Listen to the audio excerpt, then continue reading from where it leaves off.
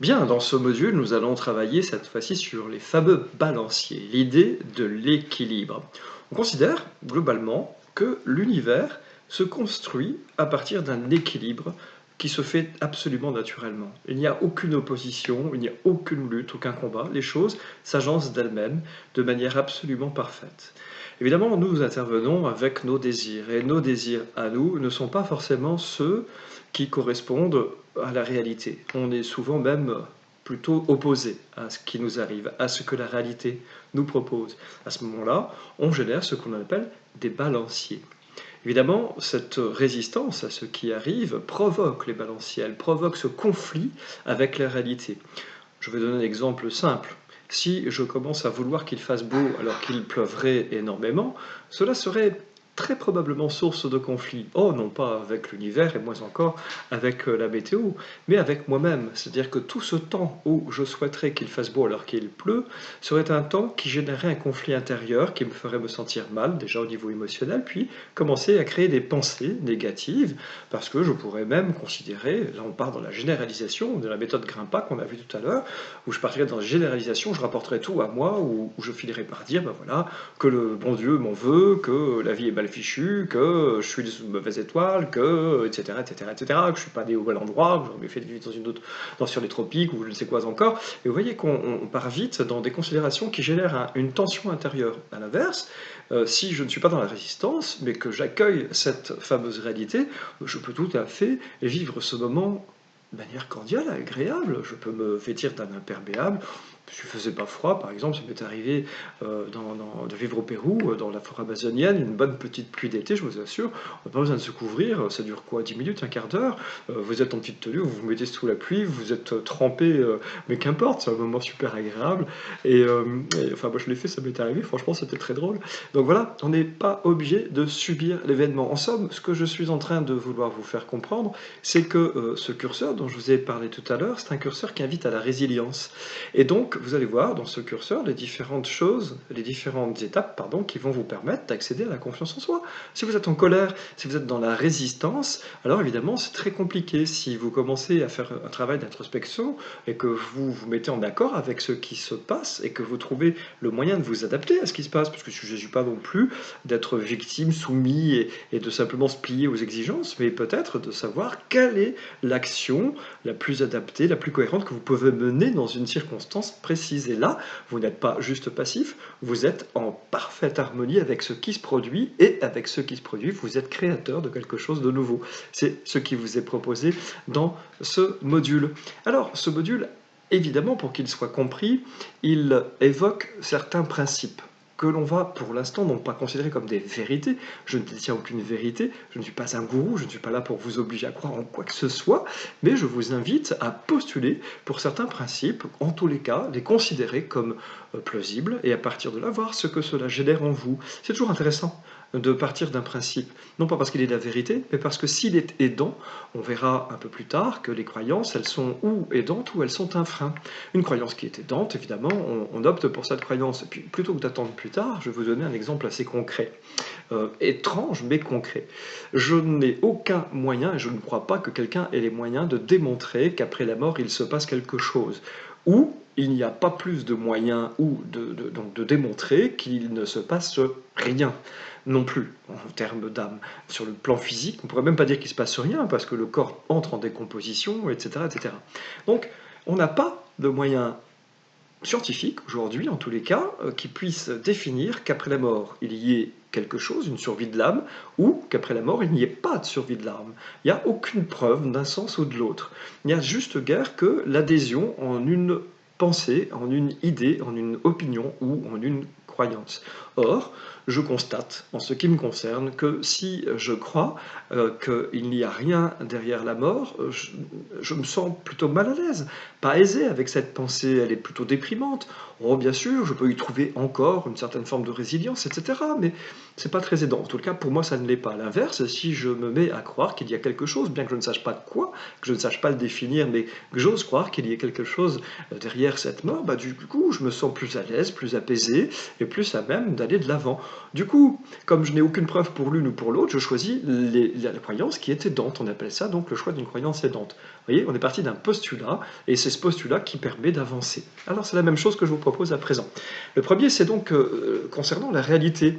On peut partir de ce postulat que nous sommes entièrement responsables de la réalité que l'on vit, et plus encore, pour être mieux ou plus explicatif, nous sommes responsables de la perception, en tous les cas, de la réalité.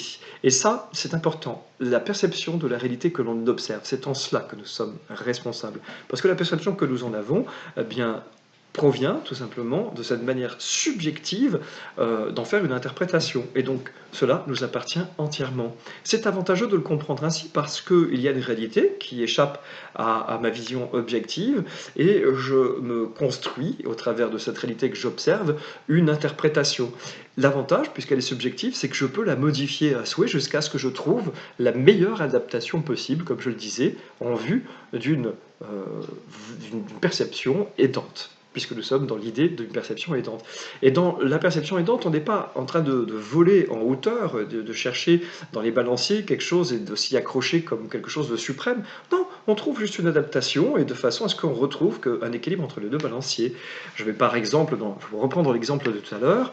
Dans le cas de la mort, je ne suis pas en train d'imaginer qu'il y ait un paradis, qu'il y ait un bon Dieu qui m'accueille, avec des anges resplendissants et blablabla. Non, je sais, je crois, enfin je pense, en tous les cas en ce qui me concerne, qu'il y a probablement quelque chose, même si je ne sais pas le définir, c'est aidant. Donc je reste dans la résilience, je reste avec l'idée d'une découverte, je reste avec l'idée que je ne sais pas tout non plus, ce qui est avantageux parce que pour l'instant j'avance à tâtons, mais beaucoup plus en confiance. Et il ne s'agit pas non plus de se surévaluer non plus, sinon on partirait dans autre chose. Ensuite, la deuxième vérité, je regarde mon petit papier en même temps parce qu'il y en a plusieurs, la deuxième vérité, qui n'en est pas une, hein, je le répète, mais qui est un postulat, c'est que nous sommes responsables de ce que nous sommes, de qui nous sommes. Alors, c'est assez intéressant, nous ne travaillerons pas sur les identités, en tous les cas sur cette formation de la confiance en soi, pas autant qu'on pourrait le souhaiter. Ça sera plutôt la formation que je ferai ensuite, où j'évoquerai davantage ce que sont les identités. Mais il n'empêche que c'est intéressant déjà de découvrir que nous vivons des identités. Dans mon travail, par exemple, je suis devenu coach, je suis devenu formateur, c'est mon identité. Et je vais donc m'évaluer à partir de cette identité. En tant que père, je m'évaluerai sur l'identité de père. En tant qu'homme dans ma vie au quotidien, sans responsabilité aucune, je m'évaluerai en tant qu'homme, etc. Donc vous voyez bien que chaque fois, il y a une identité à partir de laquelle je construis des évaluations. Et je suis responsable de tout cela. Du coup, encore une fois, beaucoup de subjectivité. Du coup, j'ai la possibilité de faire évoluer ou de diminuer ou d'exagérer, mais l'idée, c'est encore une fois, c'est de ne jamais rien exagérer, c'est de trouver un équilibre. Nous sommes dans l'exercice des balanciers. L'autre postulat que je vous invite à faire, c'est que nous sommes responsables de ce que l'on vit. Waouh, ça c'est énorme. Comment est-ce que je peux considérer que je suis responsable de ce que je vis? Dans certaines circonstances, on peut avoir l'impression que je n'ai pas fait le choix de ce que je vis, que je suis victime de certaines circonstances. Je ne suis pas en train de dire qu'il n'y a pas de victimes. Il existe des victimes avec un grand et immense V. Et je ne suis donc personne pour penser qu'elles ne le sont pas. Et donc, je ne suis pas en train, pour ces personnes concernées, de leur dire qu'elles devraient considérer que ce qu'elles vivent, c'est de leur responsabilité absolument. C'est pas de cela dont je parle. La manière dont j'envisage ce postulat, que je suis responsable de ce que je vis, c'est la manière dont je vais vivre ce que je suis en train de vivre. Dans l'extrême, alors on tombe dans un extrême, mais qui du coup devient aidant. J'aime le donner, je vais le donner dans cette formation. Je vous invite bien sûr, à la suite de ce que je vais dire, de ne pas hésiter à m'envoyer des messages sur Messenger, par mail, de vouloir me communiquer, il n'y a aucun problème, je le ferai avec plaisir. Donc voici l'exemple que je vous prenais dans ce cas précis. Imaginons que je sois, allez, que quelqu'un, allez, on va comme ça, il y a personne, enfin, la lumière blanche, toutes les possibilités qui ne seraient pas agréables.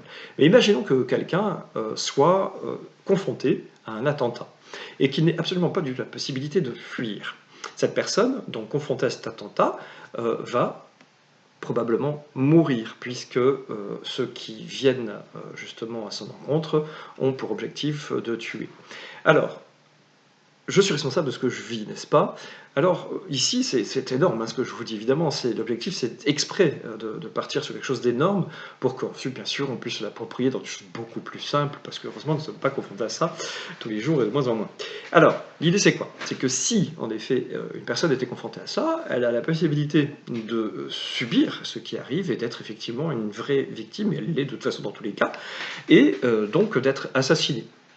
Mais elle peut, dans un élan de confiance extraordinaire et d'amour inconditionnel et probablement d'une croyance profonde, elle peut aussi décider qu'on ne peut pas atteindre sa vie. Et du coup, au lieu de subir la mort qu'on va lui donner, elle va donner sa propre existence. C'est-à-dire que par cette action, c'est-à-dire qu'au moment où on va tirer sur elle, elle peut décider que eh bien, elle donne sa vie.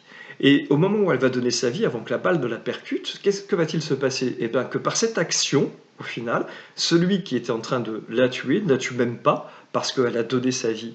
Et en donnant sa vie, elle fait un acte extraordinaire, suprême, en somme, qui ne permet même pas à celui qui était en train de tuer de l'avoir tué. Alors je sais que ça paraît complètement utopique ou extrême, et ça l'est évidemment, mais bon, on retrouve ça dans certains textes, et j'ai fait exprès de choisir cet exemple énorme, parce que maintenant on va beaucoup plus facilement relativiser dans les petites choses de la vie.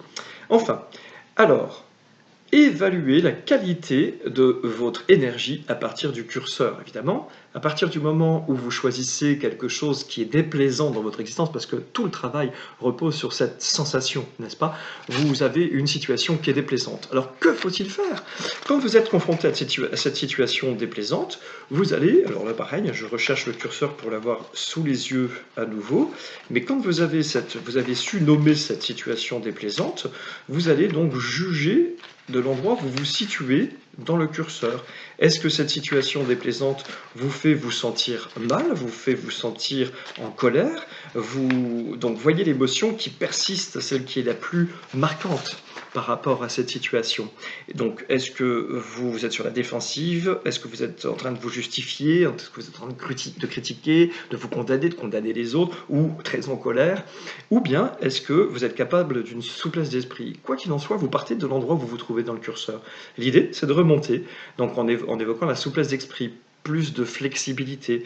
En entrant en introspection, ça veut dire que j'entre en moi-même et je cherche non pas des réponses mentales, mais des réponses avec le cœur. Donc j'essaye de regarder la situation de manière objective. Là, c'est ce qui normalement permet d'aller de plus en plus vers vers une subjectivité, on va dire, flexible.